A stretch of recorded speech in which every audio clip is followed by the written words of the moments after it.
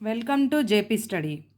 Very important bits చూడండి. డిఎస్సికి టెట్కి సంబంధించి తొలి నాగరికతలు ఓన్లీ మెయిన్ బిట్స్ మాత్రమే రాశాను. చూడండి, వెరీ ఇంపార్టెంట్ బిట్స్. తొలి నాగరికతలు టాపిక్లోంచి 1920లో ఏ ప్రాంతాల్లో జరిపిన తవ్వకాల వలన మన దేశ చరిత్ర 2000 సంవత్సరాల క్రితమే ప్రారంభమైనట్లు తెలిసింది? చెప్పండి. 1920లో ఏ ప్రాంతాల్లో జరిపిన త్రవ్వకాల వల్ల? హరప్ప, మొహంజదారో ప్రాంతాల్లో జరిపిన త్రవ్వకాల వలన మన దేశ చరిత్ర 2000 సంవత్సరాల క్రితమే ప్రారంభమైనట్లు తెలిసింది. హరప్ప నాగరికత ఏ సంవత్సరాల మధ్య వికసించింది? క్రీస్తు పూర్వం 2500 నుంచి 1700 సంవత్సరాల మధ్య. హరప్ప నాగరికత పాకిస్తాన్లో ఏ ప్రాంతాల్లో బయటపడింది? పంజాబ్, సింధు, బెలూచిస్తాన్. Fourth bit. హరప్ప నగరంలో ఎన్ని పెద్ద ధాన్యాగారాలు ఉన్నాయి? 6. హరప్ప నాగరికత నాటి అతిపెద్ద నౌకాశ్రయం ఏ ప్రాంతంలో కలదు? లోతాల్. హరప్ప ప్రజలు ఏ దేశాలతో వ్యాపారం చేశారు? Egypt, Iran, Mesopotamia. చూడండి, హరప్ప ప్రజలు ఈజిప్టు, ఇరాన్, మెసపటోనియా దేశాలతో వ్యాపారం చేశారు. సింధు నాగరికత ప్రజల ఆరాధ్య దైవం ఏది? అమ్మ తల్లి. ఏ ప్రాంతంలో అగ్నిపేటకలు అనగా యజ్ఞవాటికలు ఉన్నాయి? లోతాల్, కాలిబంగన్ ప్రాంతంలో. సింధు నాగరికత పతనానికి ఎవరి దండయాత్ర కారణమని సిద్ధాంతం కలదు? ఆర్యుల దండయాత్రలే. వేద సాహిత్యం ఆవిర్భవించిన కాలాన్ని ఏమంటారు? వేదకాలం అంటారు. ఏ వేదంలో సరస్వతీ నది గురించి పలుసార్లు ప్రస్తావించడం జరిగింది? ఋగ్వేదంలో సరస్వతీ నది గురించి చాలాసార్లు ప్రస్తావించారు. వేదకాలానికే మరలా వెళ్ళాలి అని పిలుపునిచ్చిన వారు ఎవరు? స్వామి దయానంద సరస్వతి. చూడండి, నెక్స్ట్. భారతీయ సంగీతం యొక్క మూలాలు ఏ వేదంలో ఉన్నాయి? సామవేదము. వేదకాలం నాటి విద్యావంతులైన స్త్రీలు ఎవరు? ఘోష, అపాల, లోపాముద్ర, ఇందాని, విశ్వవర. వీళ్ళు వేదకాలం నాటి విద్యావంతులైన స్త్రీలు. ఆర్యుల తెగల నాయకుడిని ఏమని పిలుస్తారు? రాజన్ అని పిలుస్తారు. రాజుకు పరిపాలనా విషయంలో సలహాలు ఇచ్చేవి ఏవి? సభలు, సమితులు.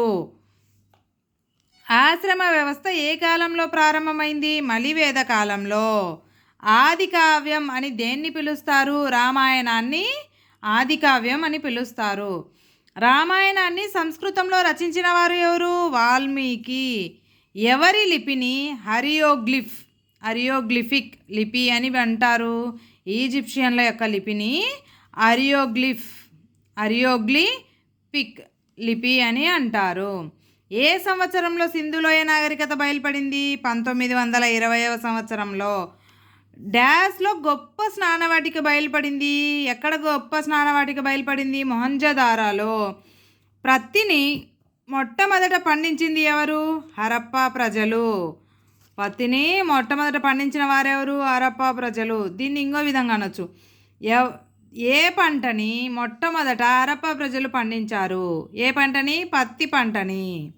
అరేబియా సముద్రంలోని ఏ నౌకాశ్రయం ద్వారా సింధు ప్రజలు ఇతర దేశాలతో వ్యాపారం చేసేవారు? లోతాల్.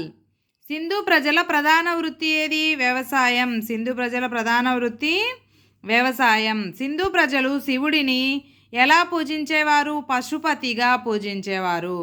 డాష్ ప్రజల లిపిని ఇంతవరకు అర్థం చేసుకోలేకపోయారు. సింధు ప్రజల లిపిని ఇప్పటికీ అర్థం చేసుకోలేకపోయారు. ప్రామాణికమైన తూనికలు, కొలతలను మొట్టమొదట ఉపయోగించింది ఎవరు? హరప్ప ప్రజలు. తార్ ఎడారిలో ఇంకిపోయిన నదినే డాష్ నది అంటారు? సరస్వతీ నది. సంస్కృత భాషలో వేదం అనగా జానం. చూడండి, వేదాలను డాష్లని కూడా అంటారు? శృతులు. వేదాలను ఏమని కూడా అంటారు? శృతులు.